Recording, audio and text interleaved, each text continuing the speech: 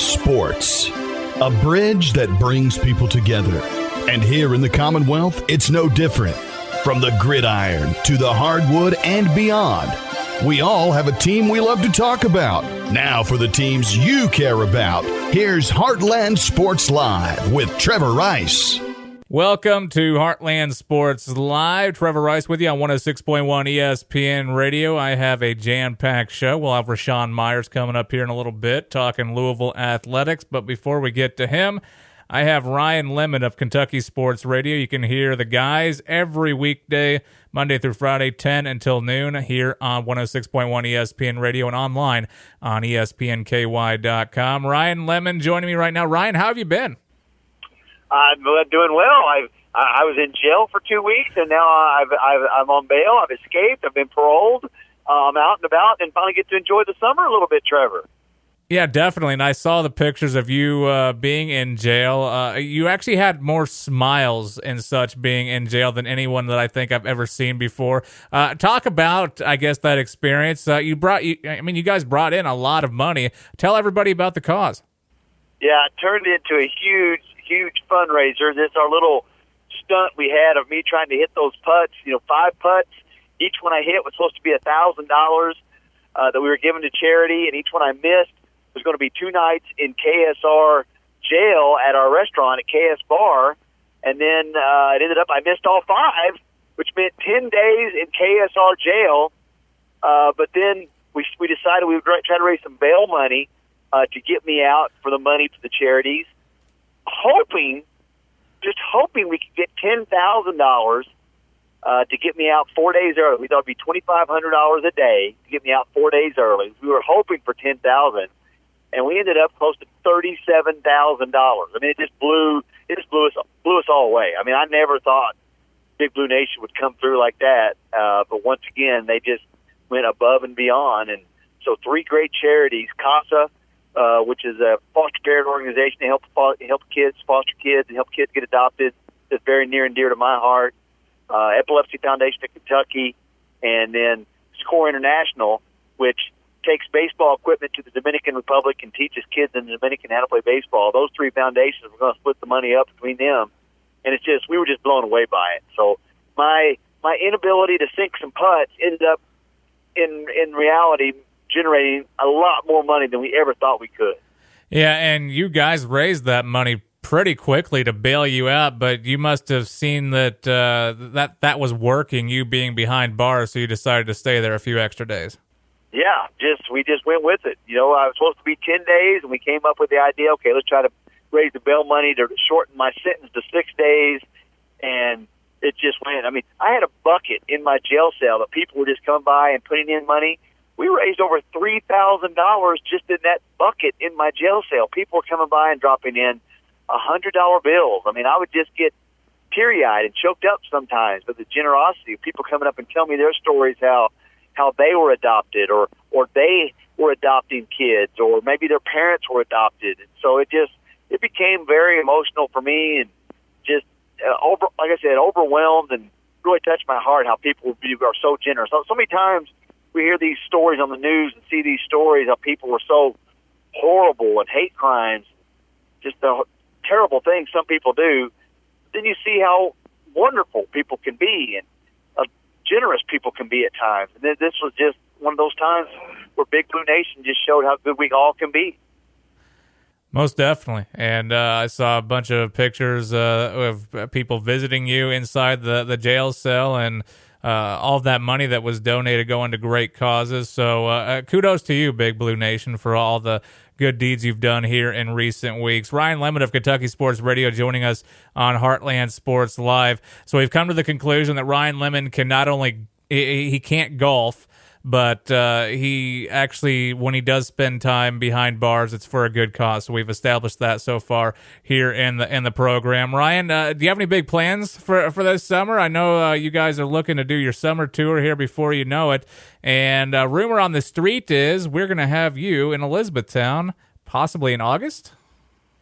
Is that right? I don't know. I mean, I know we've got our tour set for July, and I'll be honest, I've not even looked for August. So is that the word? We're coming there in Elizabethtown in August? The rumor on the street is we're going to have you guys here in Hardin County. So that's going to be some good news. Just throwing that out there for our listeners, just and possibly, bring in more people. And apparently that's news to you. So now you know.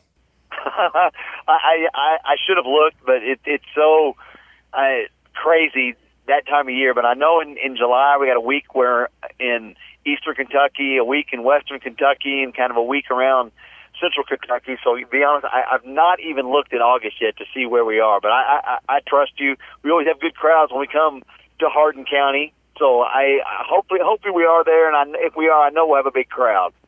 So what are the Lemons doing this summer? Are you doing anything special? We snuck away in the middle of my jail sentence. We already had a trip planned to the beach, so we went to Myrtle Beach for a couple days.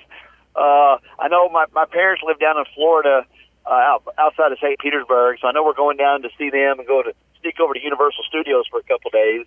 But it's tough. I've got a son that's playing AAU basketball, and they play every weekend somewhere, so it's tough to kind of sneak away while he's doing that, unless you want to miss a couple tournaments, here or there. And then before you know it, boom, we're on the road. KSR, school starts, football's here, and here we go again.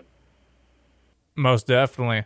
Let's talk football. I want to talk football with you. I want to talk basketball with you as well. But let's start with football here as we're getting closer and closer. Of course, summer months, you're starting to look at that portion of the year, and late August, early September will be here before you know it. Kentucky football, a lot of things motivating fans to now show up to the stadium. In fact, I hear the numbers could be pretty good going into this next year with Mark Stoops having this program really setting in a good direction. As far as what you would look forward to in SEC play, they've looked good out of conference as well. What are your expectations for Kentucky football this next season, Ryan?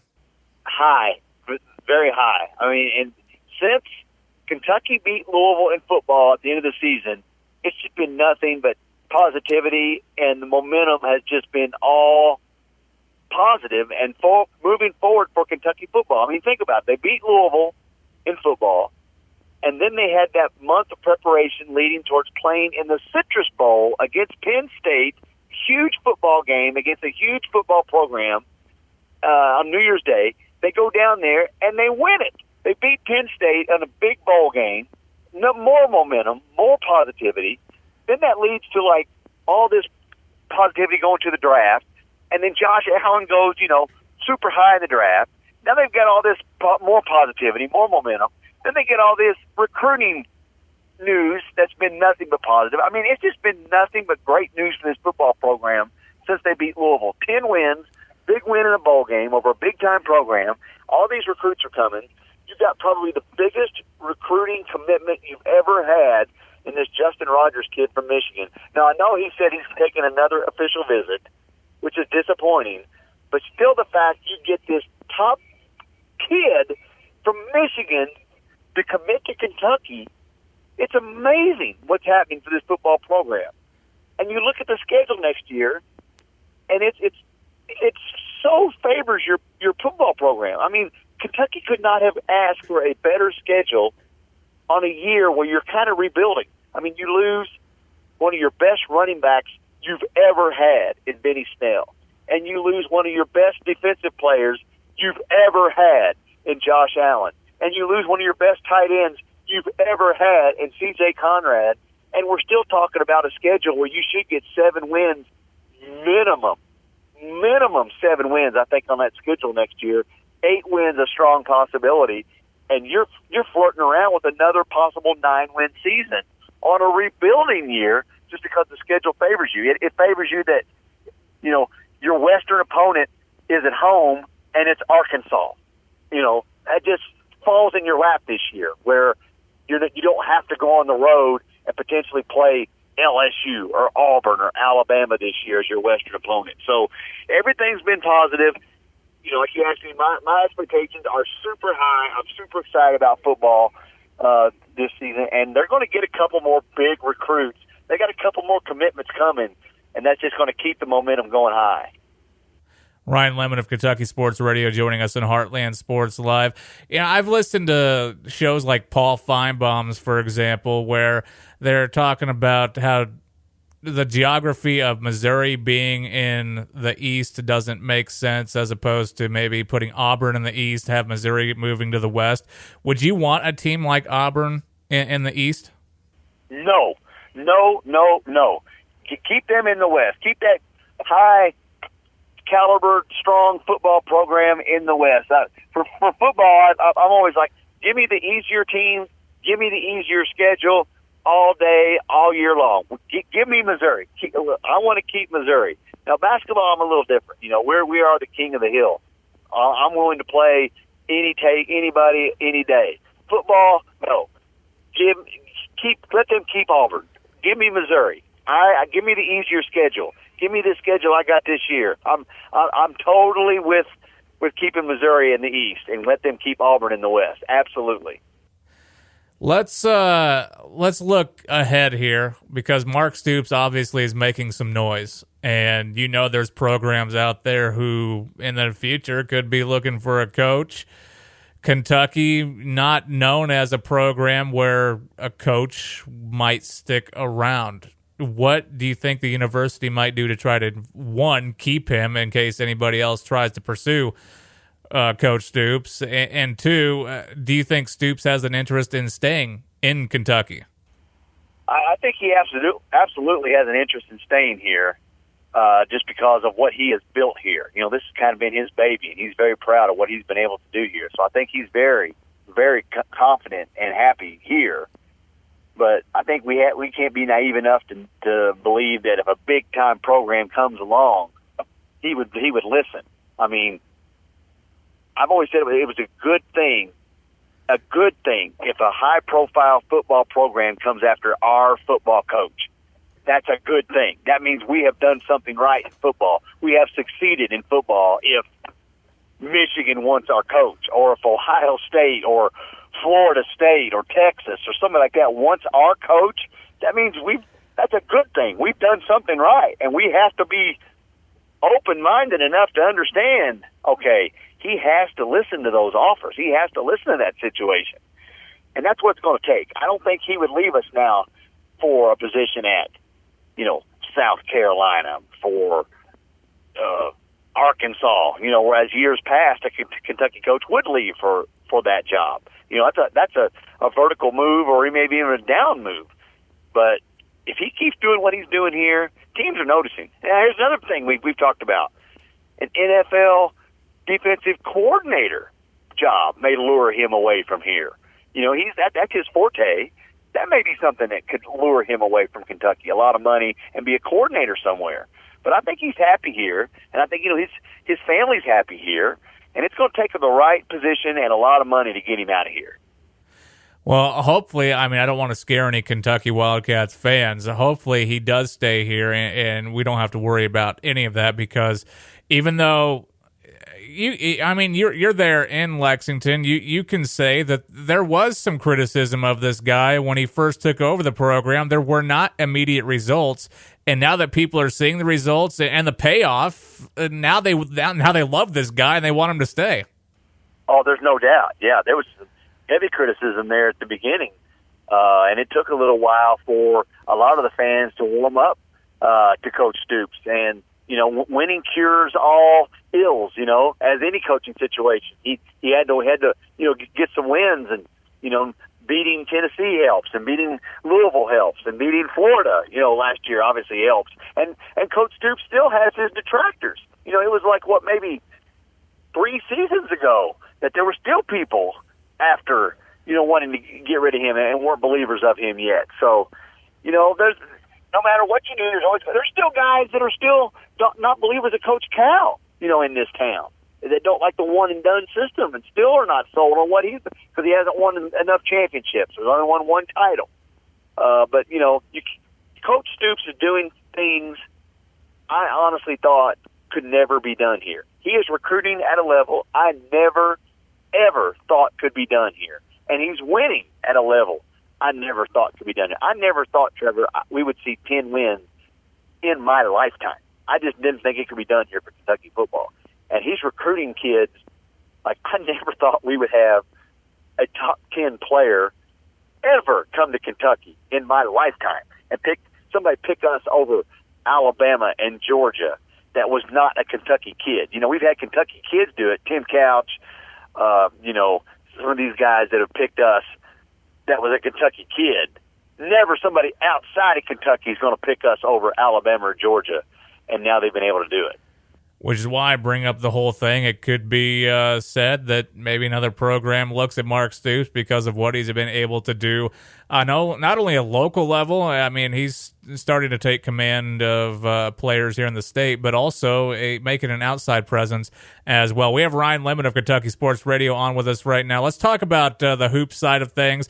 Is there going to be an evolution in the game of college basketball? Again, of course, you could say that Kentucky was the founding father, or I guess you could say one of the ones who began the trend of the one and done. Are we going to maybe see another evolution in the way recruiting's done here in coming years, Ryan, with how teams kind of assemble their program, or are we going to see that trend kind of stick to the same? Well, you know, it's you know, everybody would like to do it. It's just few can. You know, well, once Cal started doing it, and then I think finally Mike Krzyzewski didn't want to do it, but then I think he saw he had to do it. So now, you know, he's gone that way. And I think Kansas is going that way. And I think everybody would like to do it. They just can't do it. But now you kind of see a lot of it going to sometimes this two and done, and it's worked. You know, P.J. Washington proved it can work. And now E.J. Montgomery's coming back for a two and done, and Ashton Hagen's coming back for a two and done. So, you know, I think we're seeing a little bit some of these guys that thought they were a one and done coming back and being kind of, you know, being a two and done now because it's working for them. And I think if that's had some success. Now we're going to see what happens. You know, Tyler Hero, can he make it in the NBA? Yeah, but could he have maybe been a better two and done player? Probably, but he's going to get drafted in the first round. It's hard to tell a kid, you know, not to go and be you know, you're going to be a millionaire. It's hard for me to say, don't go be a millionaire. Come back and play a second year and not go make $1 million when you're a guaranteed first round pick. Keldon Johnson, same thing. But for a guy like, you know, E.J. Montgomery, he was going to probably get guaranteed money, but in the second round. He comes back as a second-year player. He could be a top 20 pick next year. It's going to be smart for him. He's got that P.J. Washington example that was set in front of him next year. So, you know, now Cal's got the one and done and the two and done example, I think. So now I think that's another trend that he's getting ready to start in college basketball for a lot of these kids that he can use as a recruiting tool as well. How do you think Kentucky looks in the SEC this next year?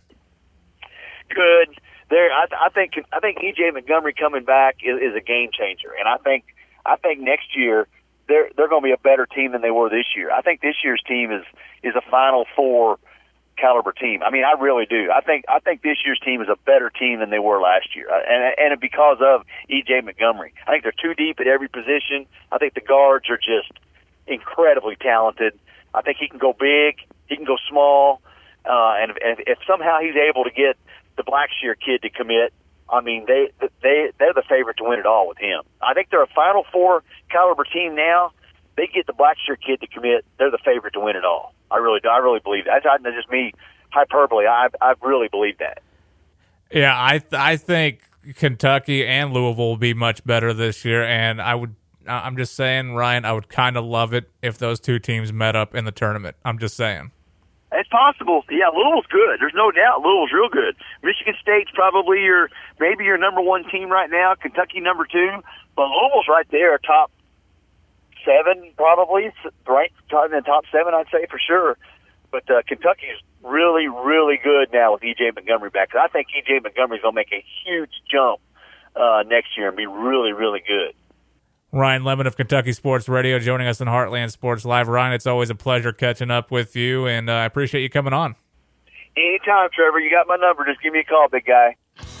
Ryan Lemon there of Kentucky Sports Radio. When we come back, I will have Raashaan Myers, co-host of the Main Event Sports Show, member of the U.S. Basketball Writers Association, talking Louisville athletics when we return. It's Heartland Sports Live on 106.1 ESPN Radio, 1400 AM, and you can catch the live stream on ESPNKY.com.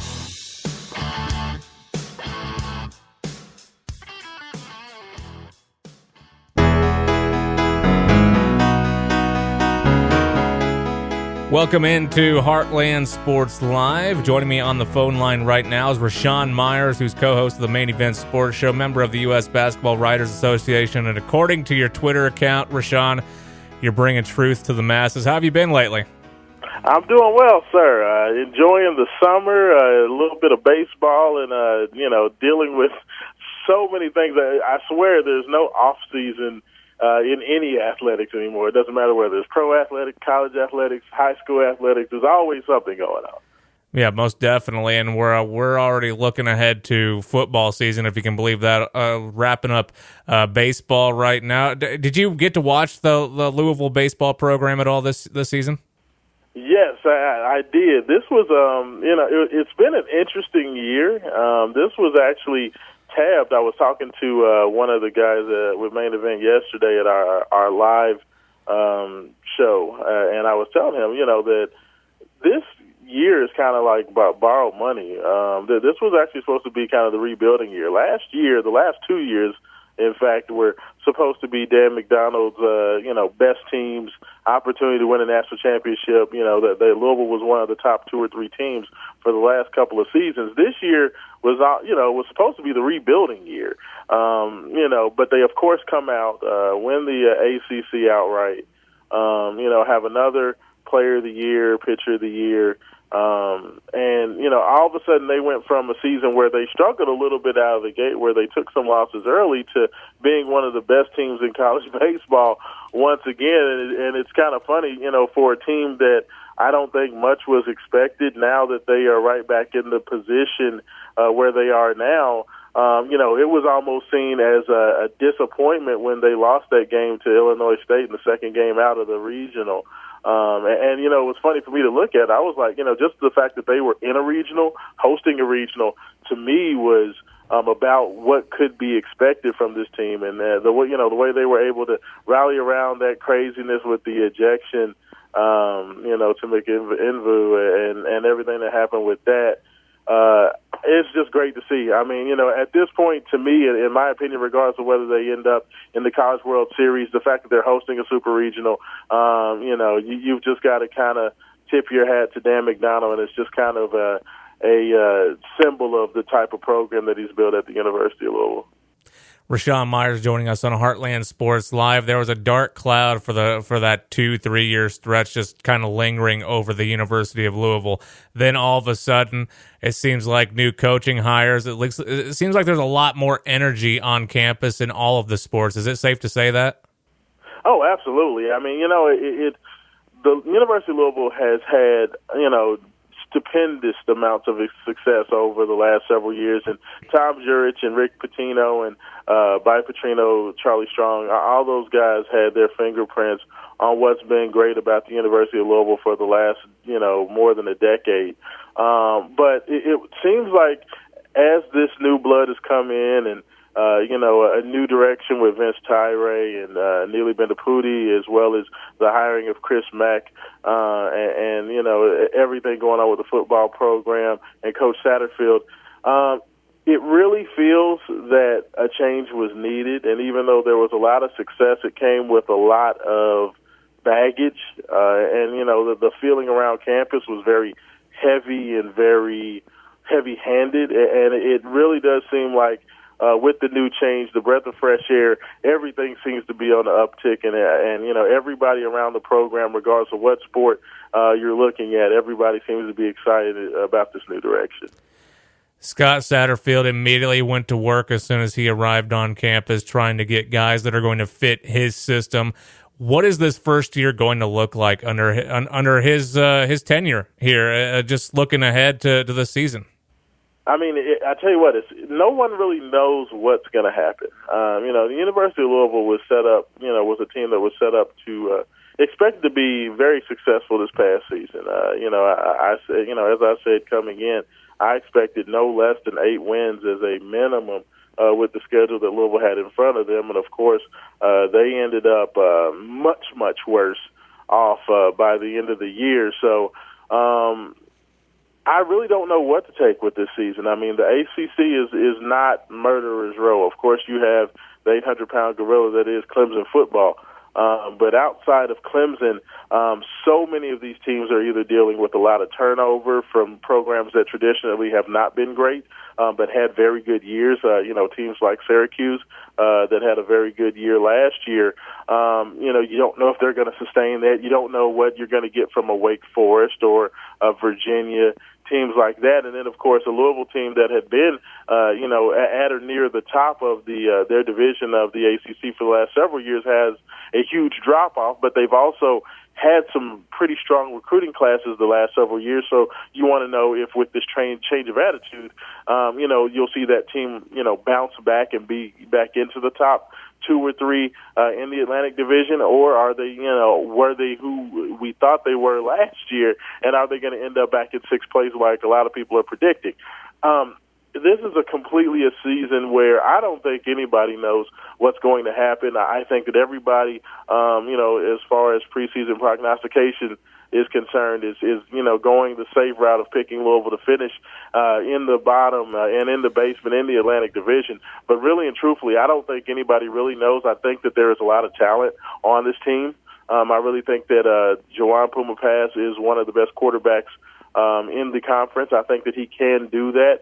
I think that a change in attitude, a change in system, a change of scenery can really help him as well as the rest of these guys. I know that there is talent on the team. Is there enough talent for Louisville to get that big bounce back? I'm not sure. It's just very hard to separate what you saw last year from what you believe you see on the practice field and on the roster. So this is definitely a year where Scott Satterfield is going to come in to a season where I don't think anybody is predicting more than 3 or 4 wins. So you absolutely have kind of that blank check to just pretty much write out anything that you do is better as long as people see hustle, hard work, a better attitude, and a team that's not going to quit. If he does that, regardless of the schedule, regardless of what he comes back in terms of his record, I think that people will have a pretty good feeling, as long as it's just not another complete and total collapse, as it was last year. You kind of alluded to it just a moment ago, the inconsistency. You don't know what the conference is going to look like moving ahead, other than you would think that Clemson is going to be the dominant force within the conference. Do you think that Louisville, under Satterfield, has a chance to maybe get to that level over the next few years to what Clemson's doing? Well, I mean, Clemson, and it's funny, if you look at Clemson traditionally, Clemson was not a team that was recruiting in the top 15, in the top 10. That they had some modest classes, in that 20 to 40 range for the most part. And they were able to find the right guys, build that momentum, and then really take that momentum moving forward. I don't know if Louisville could consistently get to that level because Clemson, of course, being in South Carolina, still has a lot more natural football talent available. The state of Kentucky has definitely gotten a lot better in terms of their football talent, but I don't know if they have enough homegrown talent and here locally that they would be able to pull from to consistently get where Clemson is. But I do think that, every couple of years, I think Louisville can be one of those teams that can have that 2 or 3 year window where they find special players and put together a product that's able to go out there and compete at the highest levels. I just don't know if they could ever get to the consistency of being a year in, year out perennial power. But that does not mean that they can't have a great amount of success. And playing in an ACC conference that just plainly does not have any team. It doesn't matter whether it's in the Coastal or the Atlantic Division that is really taking a stranglehold on the conference outside of the Clemson Tigers. There's plenty of opportunity for Louisville to be right there at the top. So I think that, having 7 to 9 win seasons consistently is something that Coach Satterfield and Louisville football should be aspiring to. Raashaan Myers, co-host of the Main Event Sports Show, member of the U.S. Basketball Writers Association, joining us here on Heartland Sports Live.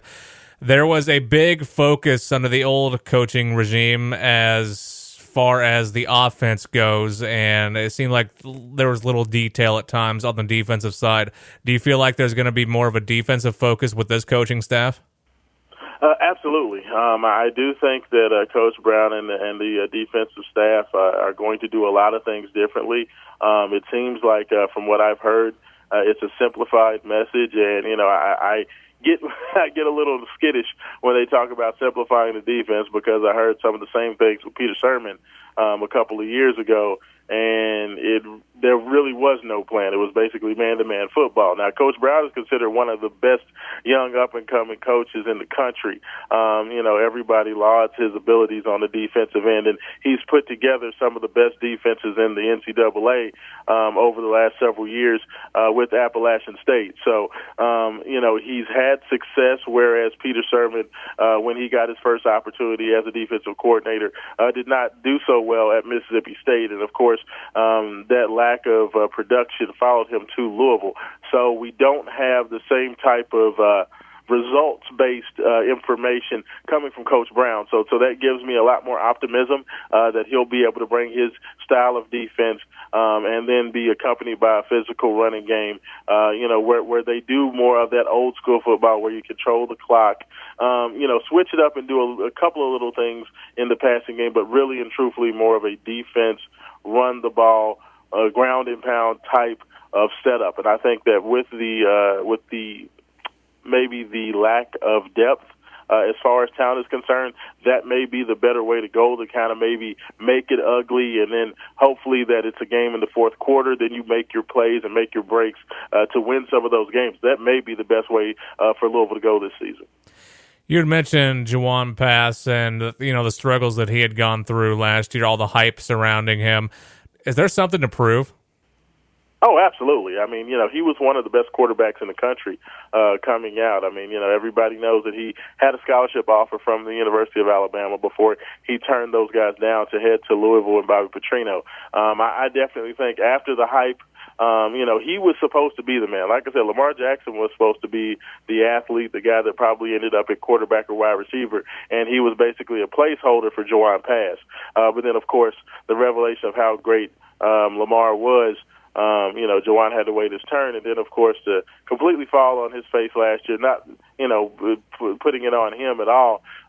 Everybody quit. Everybody had issues. It was clear to see that there was a lot of flaws from the top on down. So this is an opportunity for redemption for him this year. Coach Satterfield, a lot of people wanted to know if he was going to go out there and hit the grad transfer market to try to bring in a starter, but he really seems very, very set and happy with Jawon Pass as the starter at this point. I know that they haven't officially named him as the starter, but he is always the first name to come out of Satterfield's mouth. He is always a guy who he mentions consistently. So it definitely seems like Jawon is the leader in the clubhouse, and it seems like he's also very comfortable with Malik Cunningham and kind of the diversity that those two guys give him as signal callers. So I think that those two guys, I think the coaching staff is very happy with them, and I think that for Puma specifically, this is an opportunity at redemption, and with more of a focus on running the ball and, play action, things of that nature, I think that's really going to help him as a player, and I think he's going to have an opportunity for a big-time bounce-back season. Let's switch gears, talk about basketball real quick. Chris Mack, ever since coming into this program, has made a claim that we are one of the better programs in the country, and we are going to go out and get some of the best guys in talent-wise for our program. Is it kind of surreal? You're a fan. I mean, you cover the athletics as a person of the media, but you're also a fan of this program. Is it kind of surreal how quickly he's kind of taken over this program, the results you've seen so far? Yes and no. I will say this. It is amazing the way he was able to recruit in terms of this recruiting class, being able to bring in, what some see as a top 5 recruiting class, top 6 recruiting class coming in. I did not expect for him. I knew that Louisville would be able to go out and get some players. I figured he would have a class maybe in the top 15 coming out. I didn't think he'd be able to nab a McDonald's All-American in Samuel Williamson and another guy with elite-type talent in the Irish Hulk, Aiden Agahan, in his first class. For him to go ahead and bring in kind of those two marquee players and then surround him with very good players, that was very impressive. Now, that being said, I really and truly believe that Coach Pitino left the cupboard stocked. I was always very bullish on the talents of a Jordan Nwora, of a Malik Williams, of the talent that was left over, including Darius Perry, Ryan McMahon, Dwayne Sutton. So I knew that Coach Mack was not being left with a bare cupboard. I knew that they were, shorthanded in terms of numbers, but I did think that he could have success early at the University of Louisville, and I completely expected for them to make the NCAA tournament in his first go-around. Now, that being said, I did expect to see Stephen Enoch as well as Jordan Nwora go ahead and make their way to the pros. I've been very bullish on that fact that I thought both of those guys were going to be heading to the NBA draft this year. So being able to have a coup and get those two guys back is huge for the University of Louisville. I did not see that coming, and I do think with those decisions, Louisville's as good as any team in the country coming into this upcoming year. You see them get to the tournament last year. Nobody gave them much chance to get there. Now that you've already been there under head coach Mack, is it going to be kind of a letdown season if they don't advance to, let's say, the Sweet 16? Oh, absolutely. I mean, I think this team is looking at Final Four. This is a team that has their eyes set on Atlanta, being able to make it back to the Final Four. Even Coach Luke Murray, as soon as Jordan Nwora made his announcement that he was coming back, tweeted out a picture of the Mercedes-Benz Dome in Atlanta, Georgia. And I think that is the expectation for this year. I believe that is the expectation that these players want to set on themselves. McDonald's All-American Samuel Williamson mentioned that, they're trying to come in and win a championship this year. And I think with the return of Jordan Nwora, absolutely, I think that second weekend is a must. And if they're not playing in that Elite Eight game with an opportunity to head to the Mercedes-Benz Dome, I think they would be very upset. And I think that the fans would feel as if they had an opportunity slip through their fingers. So no doubt, I think that Louisville is one of the best 2 or 3 teams in the country. And I think that the expectation of hopefully a Final Four, I think that all the fans would be okay with that. So definitely the pressure is on, but it's great to be in that position. I'd rather be in a position to where everybody is expecting greatness rather than just being simply surprised and happy with induction to the NCAA tournament. You say top 2 or 3 teams in the country. Would you go out and say maybe the top team in the ACC this next season? Absolutely. I think that Duke, with the losses that they suffered, with losing the 3 best players in college basketball, even though they do return, Trey Jones and Alex O'Connell, and they bring in a Vernon Carey, they're definitely going to take a step back. I think that they have some very nice players on their team, but just in terms of talent and overall depth, they are going to take a bit of a step back this year. Of course, we know what the Virginia Cavaliers lost, losing their best 3 players, even though they did get Diakite back.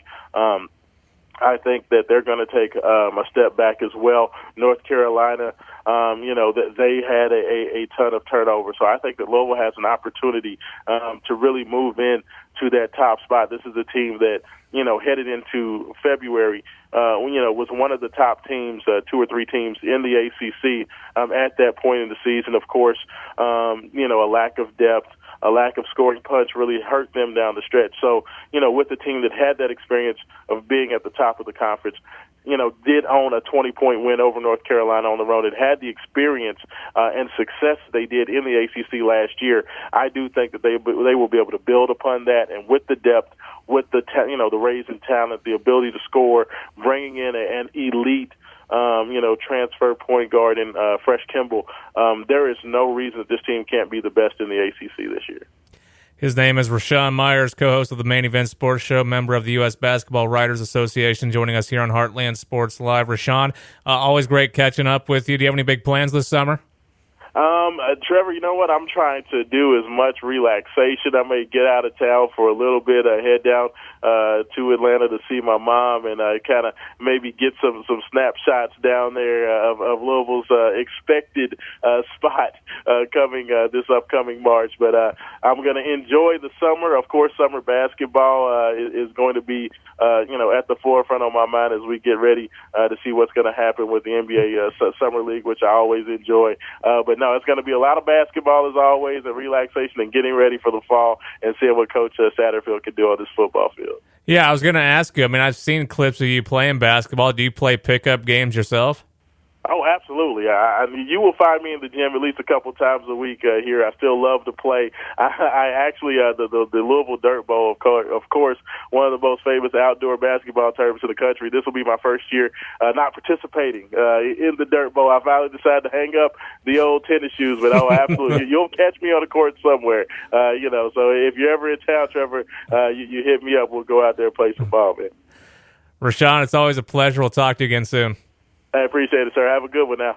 Thank you to Raashaan. Heartland Sports Live this hour is powered by CC Power Sports, where you can get a new jet ski for an incredibly low season opening price. CC Power Sports, they're off exit 121, just south of the Snyder at Brooks Road off I-65. Coming up, we'll put a wrap on today's show. We'll talk some Reds baseball coming up, as well as looking at the 5th Region baseball and softball results as well that went on last week. It's Heartland Sports Live, 106.1 ESPN Radio.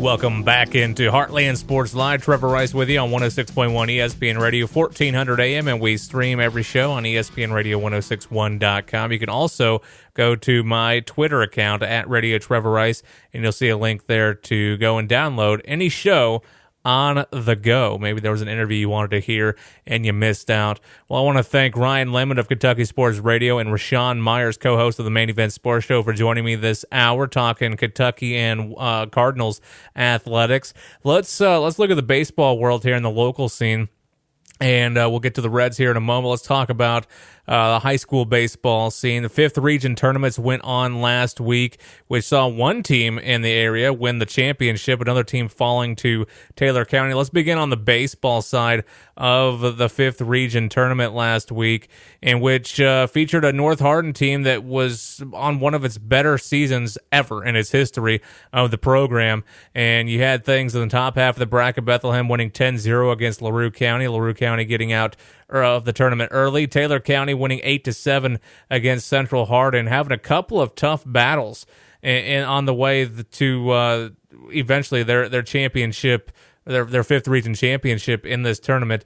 On the second half of the bracket, it was Greene County defeating Nelson County 6-5. North Hardin edged out Marion County in the opener 4-3 of their tournament. In the second round, it was Bethlehem taking on Taylor County. Taylor County just ran away with that one, 19-4 on the 5th Region baseball tournament. In the bottom half, it was North Hardin shutting out Greene County 10-0. And then you get to the championship game. North Hardin, at least the local media, just talking to Mike Matheson, him and I both agreed that we thought that North Hardin would be the team to win it all, and they got doubled up on by Taylor County, losing 4-2. So Taylor County is your 5th Region champions for this 2019 season, and North Hardin's season coming to an end. They ended on a 32-6 season, 23-5 in region play, and they had an undefeated streak in district play at 10-0 this season. Taylor County was the second best team, 32-9. 21-6. So the top two teams in this case did actually achieve getting to the 5th Region championship game. For North Hardin, it just didn't come through, and they ended up falling in that one. Taylor County, however, let's see how their season still is going, if it's still going for that matter. And they ended up losing to Pleasure Ridge Park on June 1st. By the final of 9-8. So Taylor County getting knocked out after that championship win over North Hardin. On the softball side of things, it was Central Hardin claiming another 5th region championship, but no surprise there. The way that they just ran through the competition this season, I don't think anybody is surprised by Central Hardin's run. In fact, they're still going currently in the KHSAA Fast Pitch softball tournament. We'll talk about that here in just a moment. But let's go into the 5th region tournament for the softball side. It was Taylor County beating LaRue County 7-5. Central Hardin, a dominating performance in the opening round of the 5th region tournament, winning 17-0. Greene County winning 9-5 over Marion County in the bottom half of the bracket. Then it was Elizabethtown edging out Washington County 9-8. In the second round, it was Central Hardin winning 6-1 over Taylor County. Greene County ended up shutting out Elizabethtown 3-0. And then the championship game for the 5th region softball tournament, was Central Hardin winning in a close one, 3-2 over Greene County. Greene County having a strong season this year, finishing 31-7 overall, 21-3 in the region, and 8-0 in their respective districts. Central Hardin still trucking along though, 35-7. Jamie Goodman's club, they take this softball thing pretty serious, and they're still going. They'll take on Pendleton County going on tomorrow at John Kropp Stadium, and that will be a 10 a.m. game tomorrow morning in the softball state tournament. They ended up defeating Butler on the first at the University of Louisville, winning 6-2, and will play once again Pendleton County tomorrow. For the Redlegs, Reds baseball, it's been a roller coaster ride for you fans out there, and if you've been listening all season long here on 106.1 ESPN Radio, you've probably felt some frustrations at times because you feel like this team, they're just, that 1 or 2 pitches away from just getting over this hump and really getting things going into these summer months, as they ended up falling to the Nationals on Sunday 4-1. They'll pick things back up. They'll play a 3-game series with the Cardinals beginning tonight at 8:15. They'll play at 8:15 tomorrow night, then an afternoon game on Thursday at 1:15 on the road in St. Louis. And then they will be on the road against the Phillies this weekend. That'll be a 7:05 game on Friday, 4:05 on Saturday, and Sunday will be 1:05 before going on the road on this 9-game road stretch, taking on the Indians next Tuesday and Wednesday before finally coming home the following week. They'll have a Thursday game off, or Thursday off, I should say, and then they'll host the Rangers heading into, not this weekend, but next weekend. But that's a look ahead of what's coming up for the Redlegs baseball season, as you'll be able to catch every game here on 106.1 ESPN Radio for these summer months. And just looking at recent history, of course, they get the series win, it was a series tie against the Pirates, and they lose a series against the Nationals. And you felt like they were starting to get things going on the right track, especially before that Pirates game. They win a series against the Cubs. They get back to within 3 games of 500. Now they're back down. I think they're 4 or 5 games now below 500. They've been just hovering there the entire season. And eventually, as a Reds fan, you're hoping that they can break through, get to that 500 mark, maybe get above 500 going into the All-Star break next month. And you never know what your chances are in the second half of the season. Maybe a wild card spot could be talked about, but there's still so much baseball to be played, and you have so many series left against National League Central, which, let's be honest, the National League Central is the hardest division in baseball, especially this year, with all the talent that they have on those teams, the amount of games these teams play each other, the amount of games they beat each other up. It'll be fun to see if this Reds team can eventually get over that hump, and I guess frustrating at times for fans because they know that this team is much better than what their record shows. It's just, unfortunately, they're not able to put the complete package together at times. It seems like the starting pitching's been much better this year, but offensively they get off to a slow start. You just wonder if they would have gotten off to a better start with the at-bats. Would this team be above 500 right now? We'll see. They're starting to connect with the ball a lot more recently, and if they can keep that trend going and get the starting pitching to maintain where it's at, I think this team can put the wins together. it's just going to be a matter of time before we see if this team can get back to 500. Trevor Rice with you on Heartland Sports Live. You're listening to 106.1 ESPN Radio, 1400 AM. We are also live streaming on ESPN Radio 1061.com.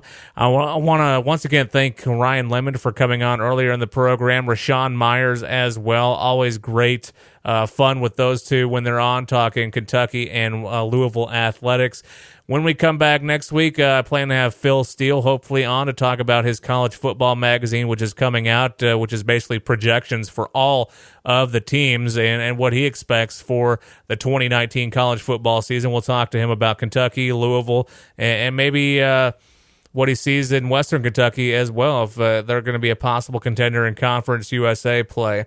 But that'll do it for me. Enjoy these playoffs. The Warriors and the Raptors are tied at a game apiece. Game number 3 will be tomorrow night, and we'll see how that goes. And I know the Reds are playing tomorrow evening, so we'll see if maybe we can join into the progress of of that playoff game afterwards as well. That'll do it for me, though. It's Heartland Sports Live, 106.1 ESPN Radio. Have a fantastic sports week, everybody.